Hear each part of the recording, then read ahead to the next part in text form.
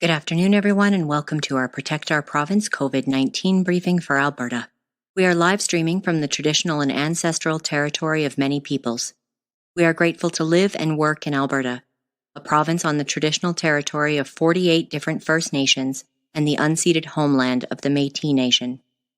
Today's conversation is being shared in ASL. To ensure access to completely accurate information, closed captioning will be uploaded after the live stream is complete.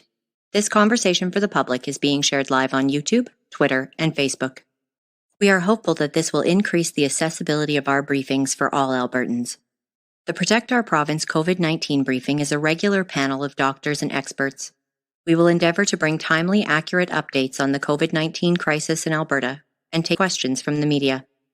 The views of our panelists are their own and do not represent any institutions they may be affiliated with. We have collectively gathered here as concerned Albertans attempting to ensure that everyone in the province has access to as much information concerning COVID-19 as possible. In addition to our regular COVID-19 analysis for Alberta, we will focus today's briefing on post-COVID conditions, also known as long COVID. Today we will be joined by three Albertans currently struggling post-COVID.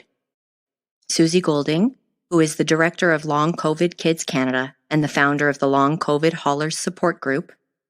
15-year-old Charlize, who was diagnosed with COVID in April 2021, and her mother Nina. We also have LJ, a long COVID patient, joining us via voice only. She was diagnosed in December 2020. Joining us from the clinical side of post-COVID conditions, we have Dr. Weatherald, respirologist, who has dedicated much of his clinical work over the pandemic to the COVID follow-up clinic located at the Peter Lougheed Centre in Calgary. We are also joined by a Calgary-based family doctor and medical educator from our Protect Our Province coalition, Dr. Keegan. To begin with, Dr. Vipond will provide an update on COVID-19 in Alberta.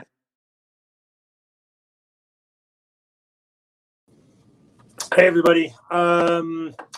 It's going to be a pretty quick one today because I am unable to run the numbers until later tonight because I'm at work. Sometimes you got to work. So I'm just quickly running through the numbers. 1659 is today's cases per day. This is the highest case per day in the intentionally cruel wave or the fourth wave. Last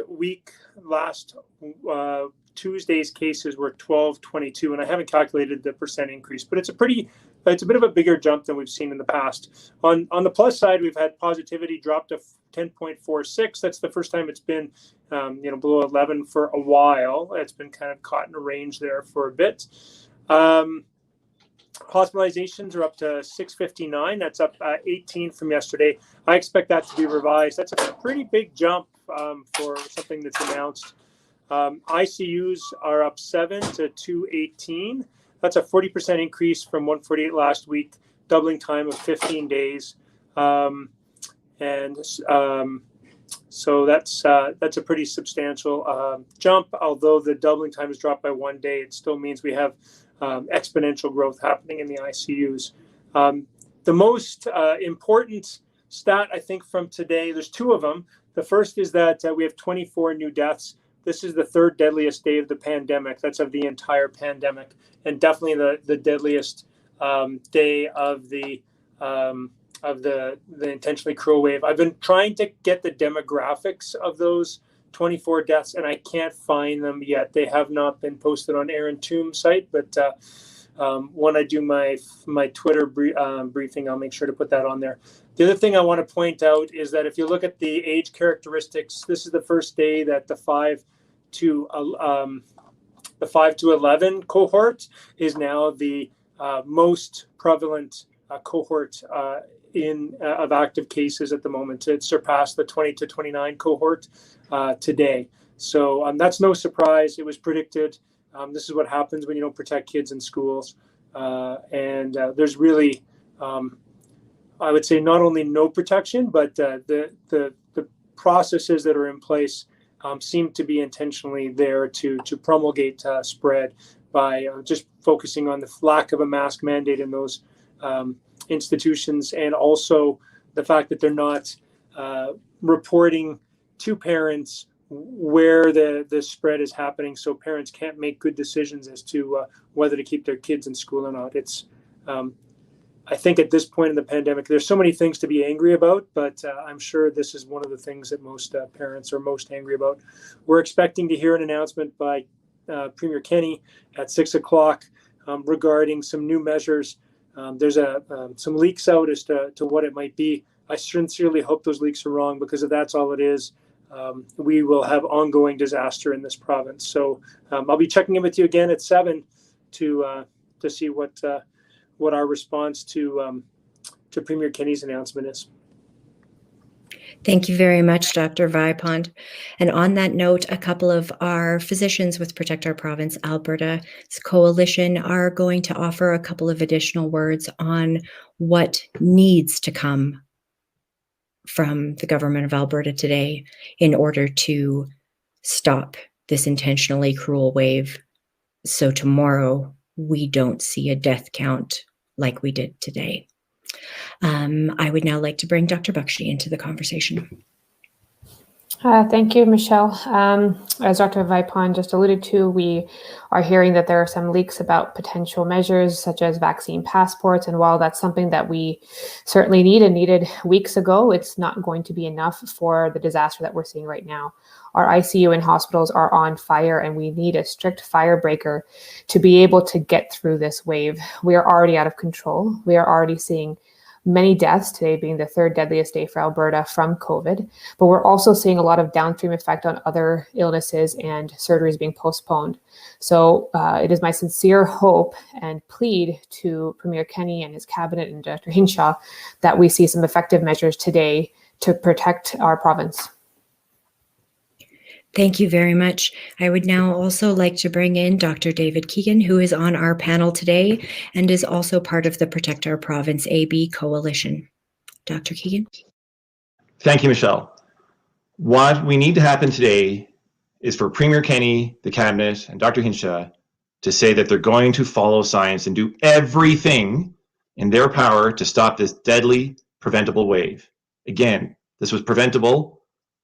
They had warnings, multiple warnings, all sorts of modeling. This was preventable. So they need to now do whatever they can. So we're talking about a real mask mandate without all these holes, vaccine passports at a minimum, banning indoor dining full out, strict capacity limits, if not closure of commerce and business, engagement of the Association of Professional Engineers and Geoscientists of Alberta, having the government have them work with schools to maximize filtration and ventilation to protect the kids, virtual care improvements, N95 treating COVID as the airborne disease it is, and finally, a frank acknowledgement from our government that ministers of the Crown and the Premier who took oaths to look after Albertans apologize for choosing this deadly path.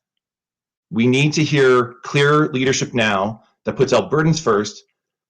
We can't have more days and days of 24 people dying, and soon it's going to be 50, it's going to be more day by day. It has to end now. Thank you so very much. We will be back again, as Dr. Vipond mentioned, at 7 p.m. tonight to talk more about what unfolds early this evening from the government of Alberta.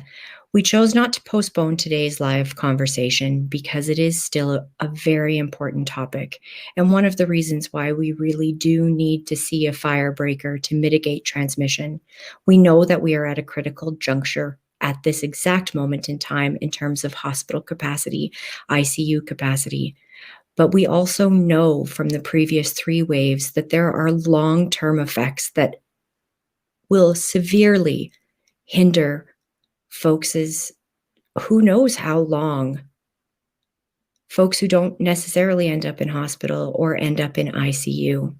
And so we felt that we needed to keep today's scheduled briefing because there are so many reasons why we need to acknowledge the airborne transmission, the need to be vaccinated, the need to wear N95 so we can prevent what has happened to some of our panelists happening to the rest of Alberta.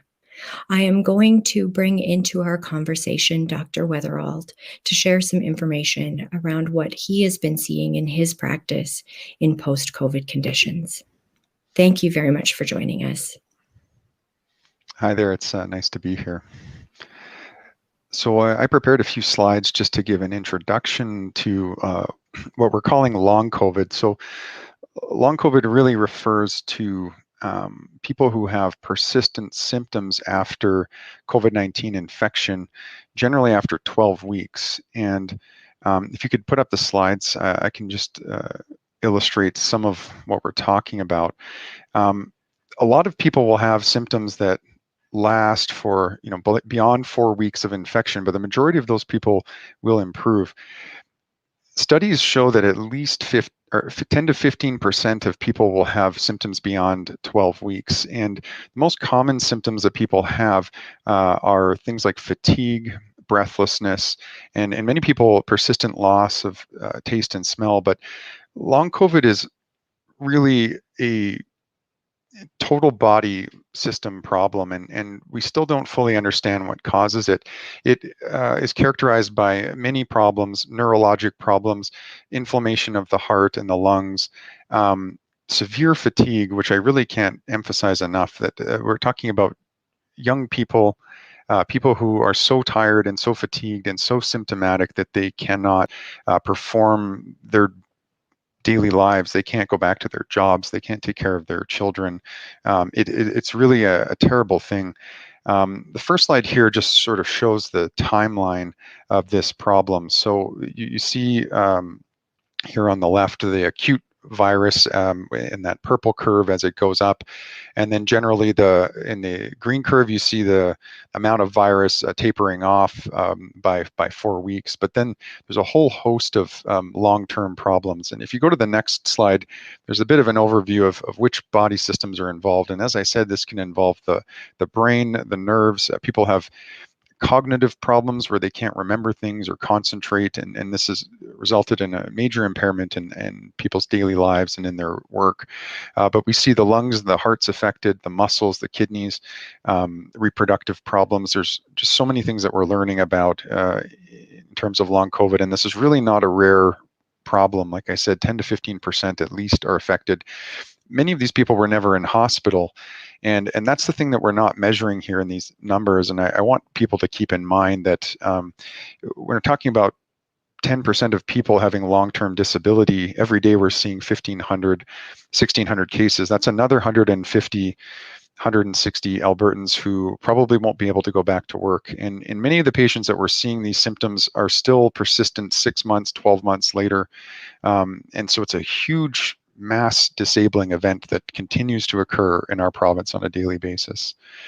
If you go to the next slide, this does show just some examples of what can happen to the lungs in patients with long COVID. Generally, people who are in the hospital with COVID are more likely to have persistent damage to the lungs and the other organs. The people who aren't in hospital with their acute COVID, we generally don't see a lot of lung damage. We occasionally pick up certain abnormalities like inflammation or scar tissue, but it's less common in that group of people. And if you go to the last slide there, just wanted to give a representation of how poor quality of life is in these people with long COVID. So we did a study based out of here with a colleague who's a postdoc, Rosemary Twomey, who submitted this paper for publication. And what you're seeing here is people with long COVID, and we're comparing their quality of life to the general populations. The general population is the blue bars for different types of quality of life, like physical performance, emotional well-being, overall health. The higher the bar, the better your quality of life. So the light blue bars represent the normal population. We've compared people with long COVID to people with COPD or emphysema related to smoking, and people with rheumatoid arthritis. The people with long COVID are the red bars. So as I said, larger bars mean better quality of life, lower bars mean lower quality of life. And you can see across multiple domains of quality of life, people with long COVID are really impaired. And in some cases, like their physical functioning, they're much, much worse than people with severe lung disease or with rheumatoid arthritis. And so this just kind of illustrates how bad of a problem this can be, and how important it is to stop transmission in the community, because these people are being lost in the numbers that we're seeing every day. Thank you. Thank you so very much. And we will be bringing you back momentarily as we go into our roundtable and question time period. Next, I would like to bring Susie Golding into the conversation, and she's going to share some of the work that she has been doing with folks across the country who have been living with this challenge over the last 18 months. Hi, thanks, Michelle. I'm Susie Golding, Director of the Long COVID Kids Canada. Next slide, please. I'm also the founder of the COVID Long Haulers Support Group Canada, which is Canada's largest online COVID community with over 14,200 members. Next slide, please. LongCOVIDkids.org originated in the UK by Sammy McFarlane in response to her daughter having long COVID and not being able to access much care or help. Today, we have branches in Canada, the US, Scotland, Ireland, Greece, and South Africa. Next slide, please. What we do is we support children living with long COVID and their families. We provide the latest information available about long COVID, and we educate through community engagement, resources, and connections. We're collaborating with researchers, doctors, government, public health, and research organizations to help provide better patient outcomes. Next slide, please. This slide here represents the first onset of symptoms, what to look for when your kids have COVID. How does COVID present in children? The symptoms may be difficult to notice as they may mimic seasonal colds, allergies, flus, and in some cases may be symptomatic.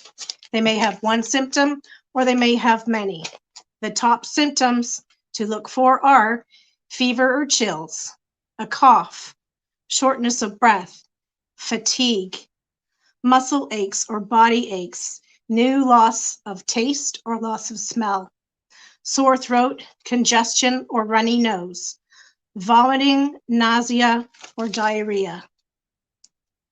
Next chart, please. If you are concerned that your child may have COVID-19, if your child has any of these symptoms, please get a PCR test. This next chart is a very complex chart of flow, and we'll walk you through how to proceed from a PCR test right through to supporting acute phase to long COVID recovery. I won't go through this chart because it is quite complex, but it is available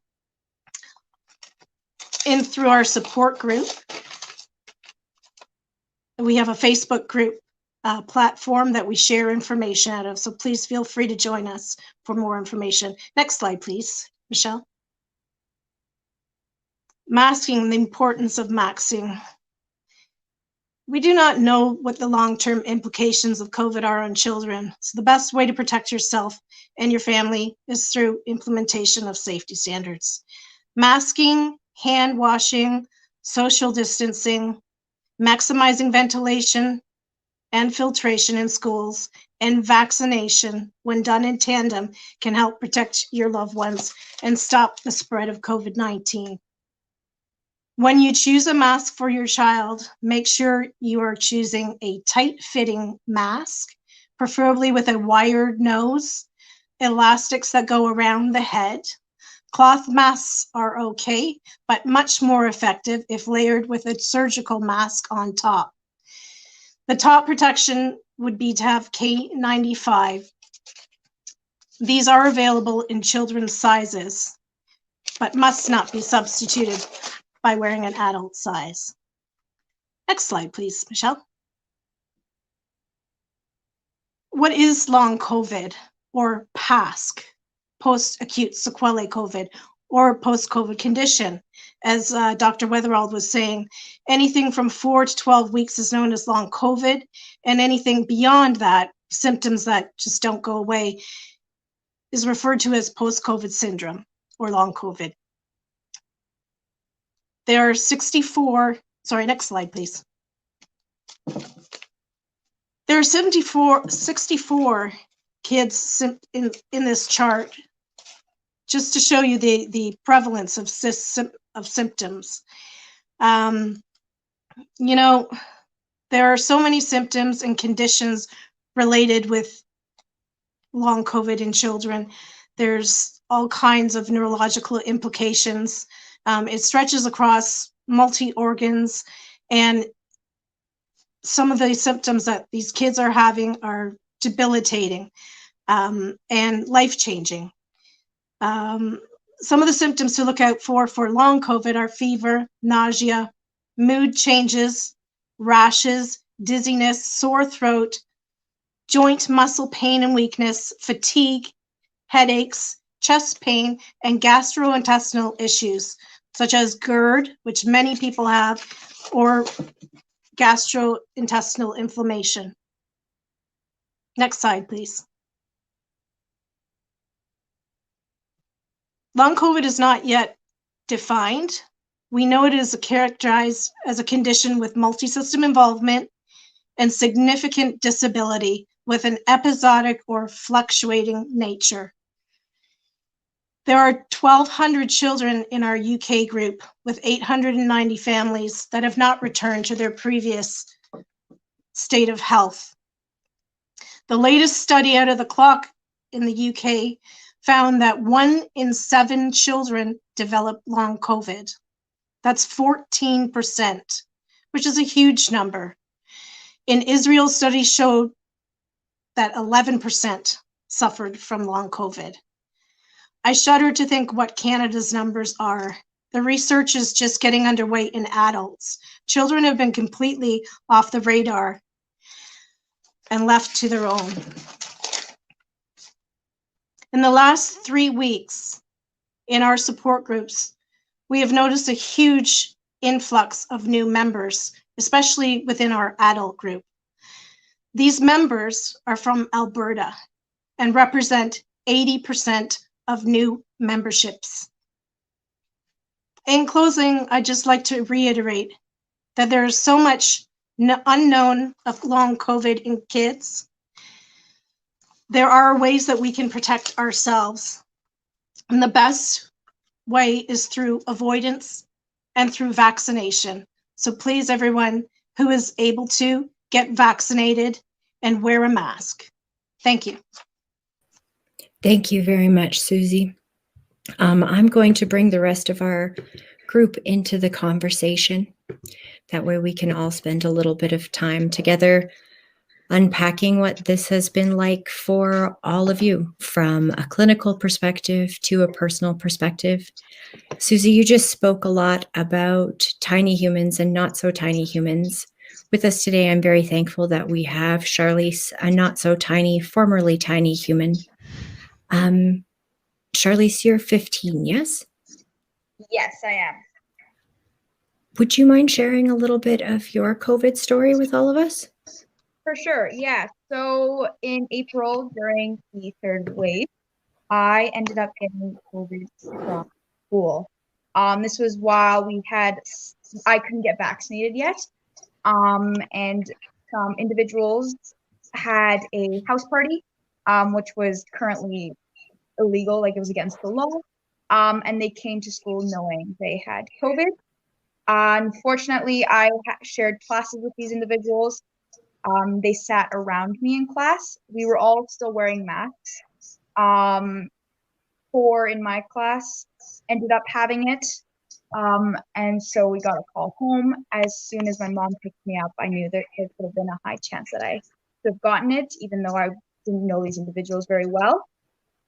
So as soon as I got picked up, I sat in the back of the car as far away from my mom as possible, and my whole family quarantined. About, I'd say 48 hours later, I started to get super sick. I've never been so sick in my life. I could barely walk. My chest, the pain in my chest was unbelievable. It was hard to breathe. Couldn't eat anything. I just felt so exhausted. I couldn't get out of bed.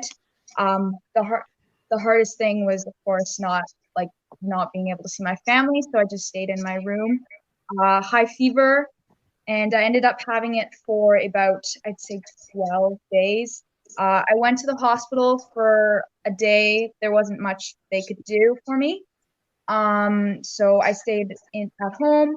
Luckily, no one else in my family got it, but now, unfortunately, I still have severe chest issues, so I can't, whenever I do sports, I'm exposed to the cold, or if a lot of, actually now I've developed kind of like a new test anxiety, like in school, lots of stress. My chest almost squeezes, and it's like a piercing tunnel through the front and through the back. I've got extreme fatigue. I'm usually quite a busy kid, and I'm always super exhausted at school, which affects me being able to do my sports and extracurriculars as well as performing well. And I did end up getting vaccinated, but there's not much that's improved since then, and they've been trying to figure out what's wrong. They've put me on some inhalers with steroids and stuff, but nothing has really fixed the issue. Dr. Keegan, Dr. Weatherald, is Charlize's story similar to what you guys have been hearing in our not so tiny humans population? Yeah, it's essentially identical. I mean, we've seen hundreds of people with very similar symptoms, and they can be really distressing, and I think really frustrating for patients like Charlize, and also for us as physicians, is that we do all sorts of testing looking for diseases we already know occur, like asthma or blood clots in the lungs, or scarring in the lungs, or inflammation in the lungs, or inflammation of the heart, and we just don't find anything. And it's really limits what we can offer patients. So we try therapies, we try medications for those conditions that we know very well, and none of them really work for most patients. And so, I can, just help guide patients through this, but most of the things we try don't really work. And so, this is a condition that's not really well understood yet. It's still early days, and research, although it moves very quickly during COVID, it still works at a very slow pace. And so we're only finding out about what long COVID's about now, and it's going to be another 6 months or a year before we have any trials that show whether therapies work in this condition. And so I think, Charlize's story is very, unfortunately, very typical, and it can be just really, really severe. It really disrupts people's lives, and in many cases, people are even more disabled, especially in older people that get this condition. I'm 50. Slings and arrows come your way at some point over your journey as a human on this earth, but we should be doing everything we can to protect kids and youth. That's the group that has been hit dramatically this whole pandemic. whether it's been, schools were shut down and then schools were shut down again. When there were other measures in the second wave, we knew it was coming, and there were things that could have been done to prevent the closure of the schools, and the third wave. And here we are now. There's been deliberate inaction, which has led to, again, more kids like Charlize, more youth like Charlize will be facing this. And this is 100% preventable, and is 100% chosen. And that is just stunning. Like, why? Like, I was on the ground in SARS in Ontario. I worked emergency in London, Ontario, but I was part of the group that coordinated which patients went where in the province.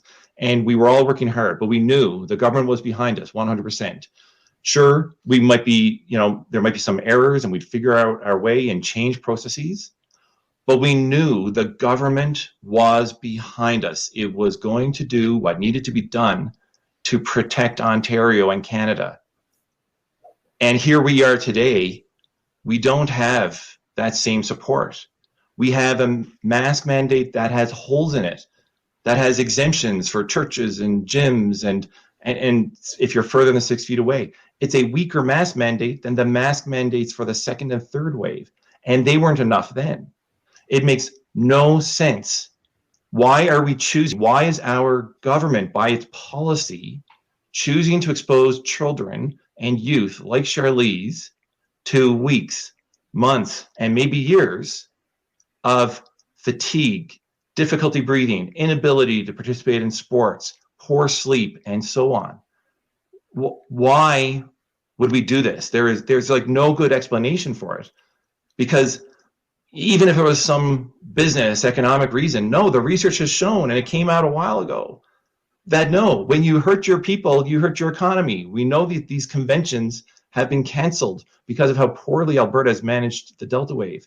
So there's no reason to be doing this, and yet we're doing it. Or more precisely, the government is not doing what it needs to do to protect kids and youth growing up and to protect all of Albertans. LJ is joining us by phone. LJ is a 36-year-old female who was diagnosed with COVID and is still struggling with long COVID. LJ, would you be willing to share a little bit of your story as well? Hi, yeah, absolutely. Thanks for doing this. Thanks to all of you so much. Thank you. So yeah, I tested positive during the second wave in early December. I was pretty sick, like for about 3 weeks, like very intense symptoms. I was hospitalized in that period. And then after that, just the main symptoms that were still quite severe were my lungs, just not being able to breathe, the constant going to various diagnostic testing appointments. I take 4 different inhalers daily to this day that I never needed before. I did not have asthma before. I don't smoke. I was relatively healthy before I caught it. And it's now been 10 months, and I still, to this day, can't draw a deep breath. If I do anything more than a slow walk, any sort of incline or stairs or anything like that, it's really difficult for me. And also, if I push myself and do it, which I have been doing, just because I think I'm just frustrated with the situation, what ends up happening is for 2 or 3 days afterwards, I have so much pain in my chest that I can't sleep in any position.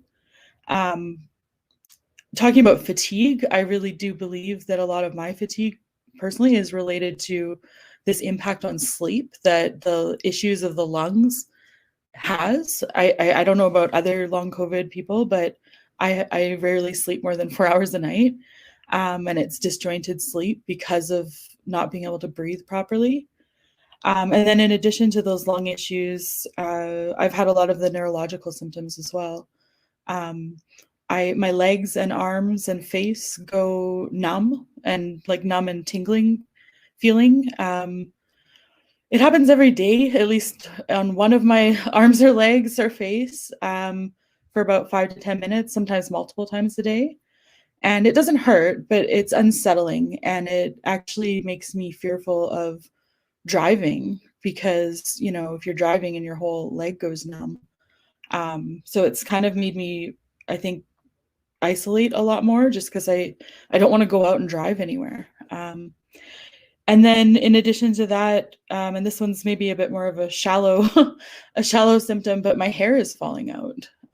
I've lost so much of the thickness of my hair, and you know, as a woman, it's a little unsettling, and I'm vain enough to let you know that it bothers me. And I don't know where it's going to end because I've read online lots of people with the long hauler COVID have had to like shave their head and just like totally lose their hair. And then in addition to that, you know, my menstrual cycle has been impacted. I've not had a menstrual cycle since I was diagnosed with COVID. So, I mean, thankfully, I'm not trying to conceive, but I know a lot of women my age are, and I can't imagine how devastating it would be for them to have to put everything on hold because of that. And I just also want to point out that I caught COVID in a public area. I don't know the source of where I caught it. I think it was at the grocery store.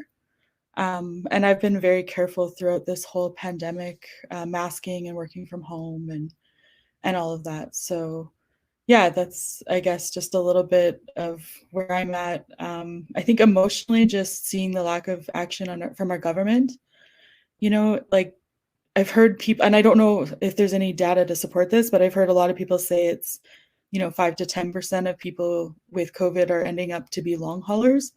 So, I mean, we hear that there's 1,600 new cases today. That means 160 people could be experiencing what me and Charlize are experiencing.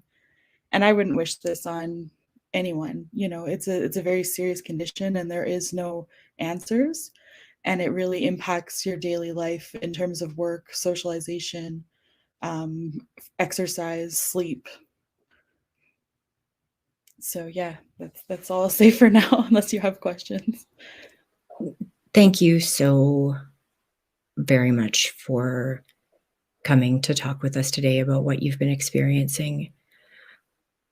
One of the challenges that I think a lot of people face throughout this pandemic is the lack of firsthand accounts and access to that type of information.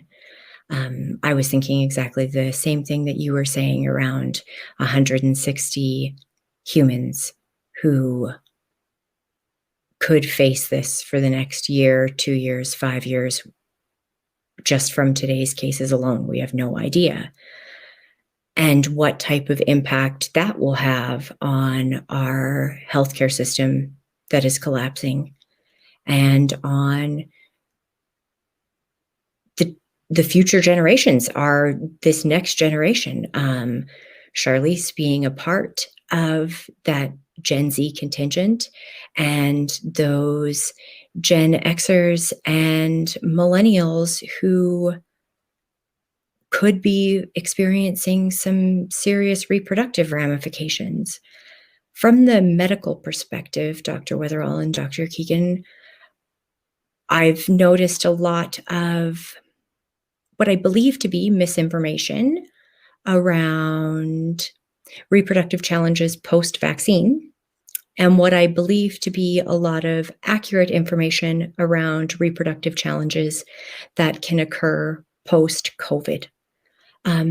Would the two of you be willing to speak a little bit on that? I feel particularly, I would be remiss if we didn't talk a little bit about erectile dysfunction, in all honesty. So I haven't had any patients come to me with a concern of erectile dysfunction related to COVID yet, but the bottom line is, if you get COVID, you're at a significant risk of erectile dysfunction. That's been shown. Versus there appears to be no risk, despite what some celebrities might be saying about their cousins. There don't seem to be credible numbers of people getting erectile dysfunction as a result of the vaccine, which makes sense because if you get the natural disease, the virus, we know the Delta virus runs rampant and causes inflammation throughout the entire body. it makes sense that you'd be at a higher risk of erectile dysfunction. And so it's pretty clear. Like if anybody is out there and just wants to look after, number one, just look after themselves, you get the vaccine because you're far less likely to die if you get COVID. You're far less likely to get COVID. And if you do get COVID, you're far less likely to get any of the ramifications. But most importantly, you're less likely to get it and all of its possible problems. So like, if you're looking after yourself, get vaccinated. It doesn't have to be for the social good, though there is a massive social good to getting it. And if you have COVID, the immunity from natural COVID, from the wild type COVID, it apparently only lasts approximately 3 months or so. And we're not sure how well it actually works against Delta. There are numerous case reports of people getting multiple episodes of COVID in Alberta.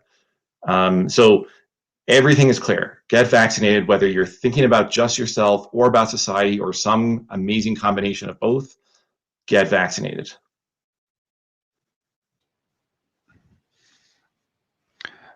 Thanks for that, Dr. Keegan. I'm a lung specialist by training, so probably don't have much to say about erectile dysfunction.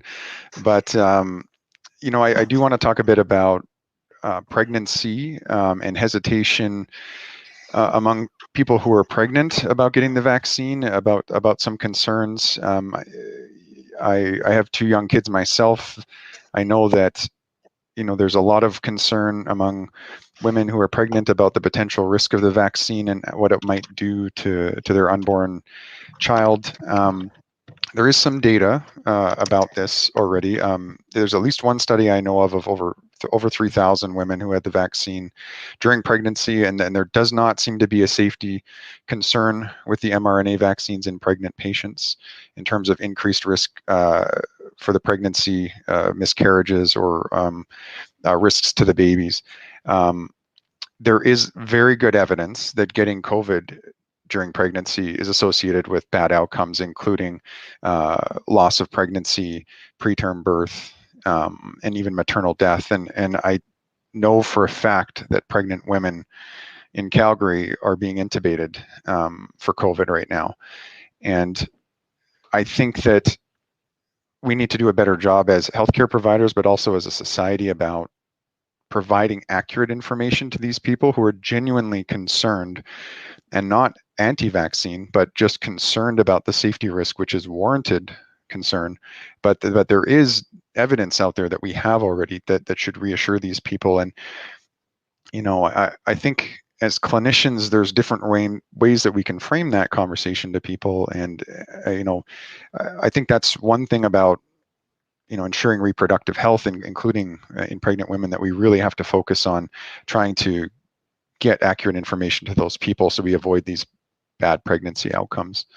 To follow up what Dr. Keegan said, I don't know of any data at all of the billions of people who have been vaccinated that there is a reproductive risk of getting vaccinated. I don't think that has come out.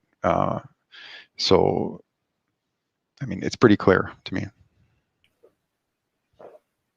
Thank you both very much. On that line of vaccination myths, long COVID myths / truths, there's a lot of conversation, and Charlize brought it up briefly as well, around some hopes that the vaccine might help with some of her post-COVID symptoms. Are we seeing that in long COVID patients, where some people are finding some relief from the vaccination if they weren't vaccinated prior? And anecdotally, I've had a few patients describe that to me. There is a study out there I'm aware of that suggested about 20% of people had improvement in their symptoms after getting the vaccine. So that's not a lot, but it's better than nothing.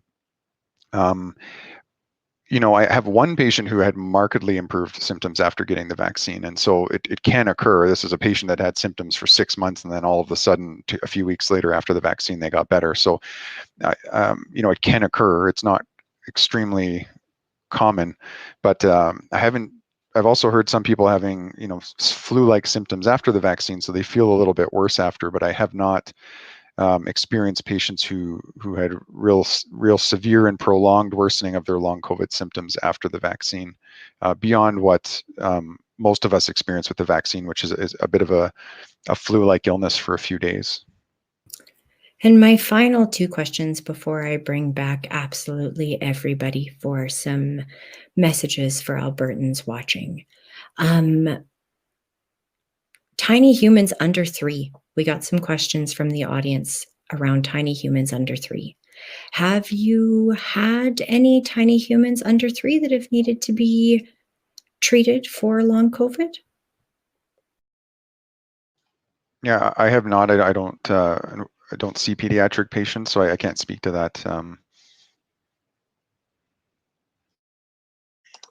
So I do see children as part of my clinical panel. I haven't seen any with long COVID yet, but I know there are, from talking to pediatric colleagues, there are lots of kids who are, in hospital, and new numbers over just the last few days, new kids having to be admitted. So to be clear, new kids with a 100% preventable disease being so sick they have to be admitted to hospital. And then we know that there's a portion of them will end up with long COVID, approximately 10%, and maybe by about 6 months it might be lower. Hopefully, it will. But the thing is, all these people with long COVID, our health system is not ready or able. We don't have, in some ways, the capacity. We're not ready for all these patients. So again, today, 160 Albertans have been condemned to long-term COVID today from the 1,600 who were diagnosed in the last 24 hours. And Dr. Hinshaw acknowledged that the current testing system is missing a lot of people. So it might be as high as 4 times as that. So all those folks are going to be needing care from people like me. And by governmental policy, many family doctors have been clobbered by the decisions of our government to decrease the funding, the payments for their care by 30 to 70%, which has led to family practice after family practice closing. And we're getting back to the massive shortage we had back in the late, like around 2008 when I moved to Calgary. We're getting people calling us all the time looking for a new family doc because their family doc is retired or moved. And that's just to care for the patients we have with the normal kind of volumes of health issues that we deal with. And now we're dealing with a huge wave of people who are getting long COVID on top of that. So what we need to stabilize not just ICUs, and the acute care hospitals. We also need to stabilize primary care. We need AHS to keep the Chief Medical Officer of Health to keep the AHS testing and tracing in place. Family docs can't suddenly assume that on top of everything that we're dealing with, on top of the patients who we have, many of whom have all sorts of accumulated health problems they need care for. So we're not ready. We're going to do what we need to do, and we're going to try. But the key message is that this disaster has to be brought to its knees before Alberta is brought to its knees. You went into my last medical-oriented question there, Dr. Keegan, without me even asking it. So Dr. Weatherald, I will put it over to you.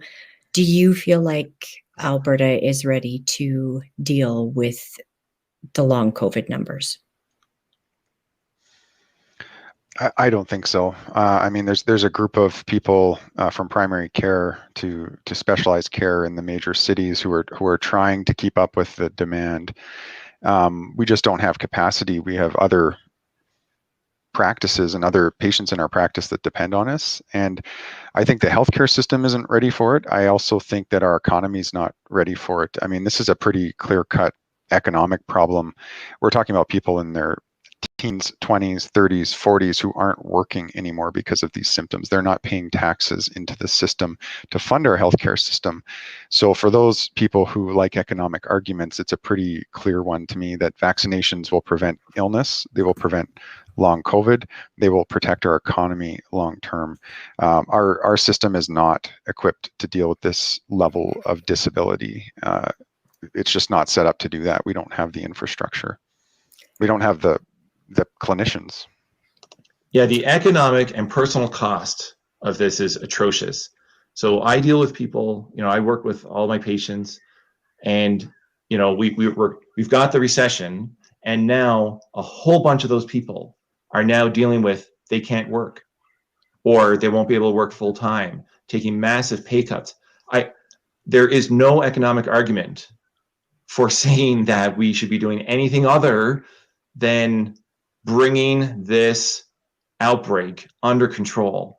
And they have to be.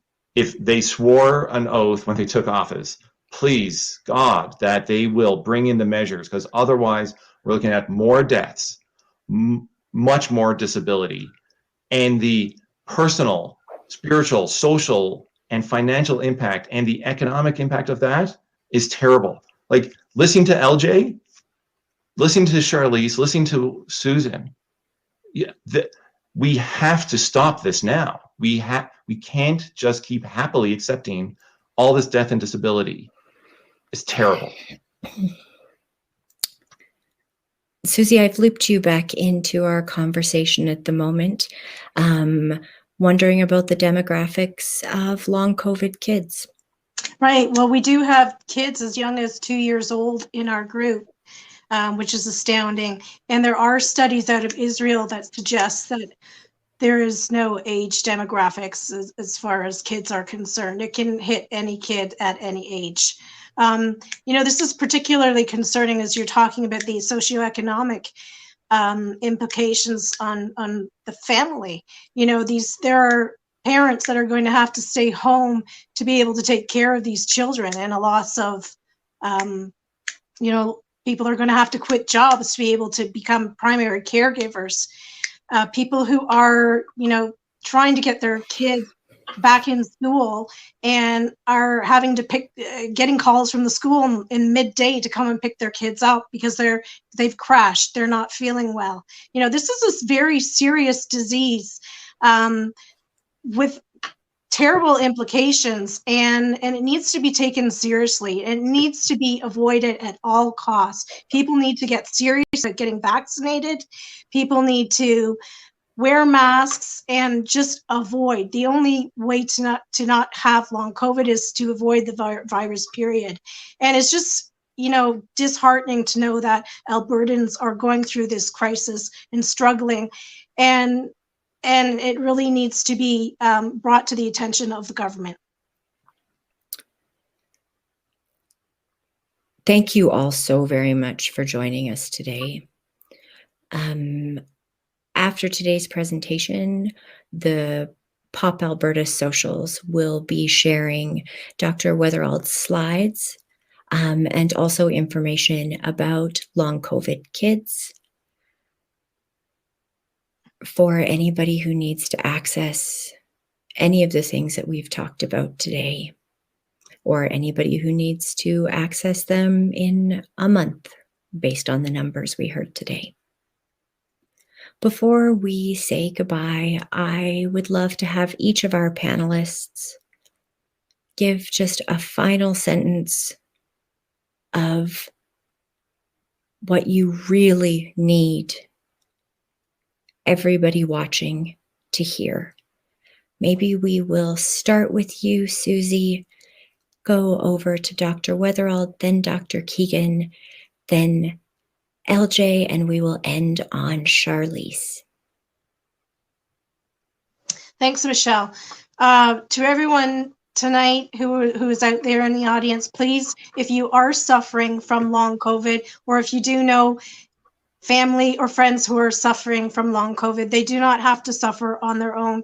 We have a support group that offers peer-to-peer support, as well as the latest information for adults as well as children. The links will be provided by Michelle. And please, everyone, take care, be kind to one another, get vaccinated, wear masks, avoid large social gatherings, and please write to your premier.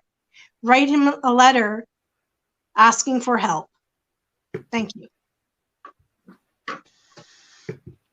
Yeah, I don't know if I could say it any better than what Susie said. I think the key things are get vaccinated. The vaccines are safe. They're effective. Everyone should get them. There's very, very few reasons not to get vaccinated out there. That's the truth. And please be kind to one another. We're going into a pretty dark time in the next couple of weeks. So take care of those around you.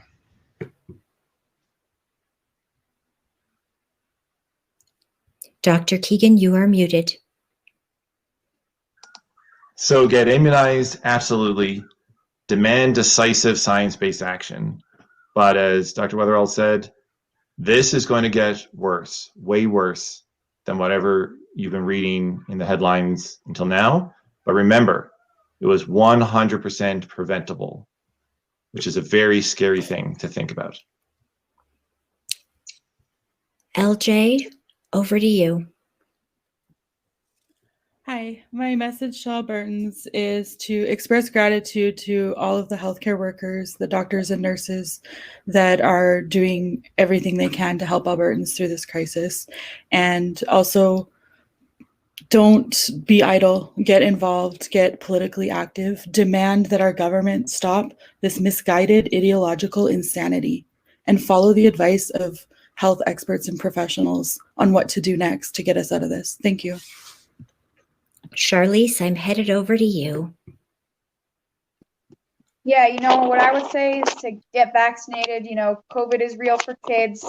Kids can get long haul. I'm living proof. So let's protect ourselves and others, and let's just work together to help protect future generations. Thank you so very much. And thank you everyone who joined us today. We were scheduled to return Friday at 4 p.m. and we will, to talk with some patients and medical professionals impacted by the ongoing surgical postponements and cancellations. But likely we will be coming to you live tonight, post the Government of Alberta's announcement. Until next time, remember, COVID-19 is airborne. Wear the best available mask you have access to. Vaccinations really do save lives. And thank you. Try, everyone, to stay safe.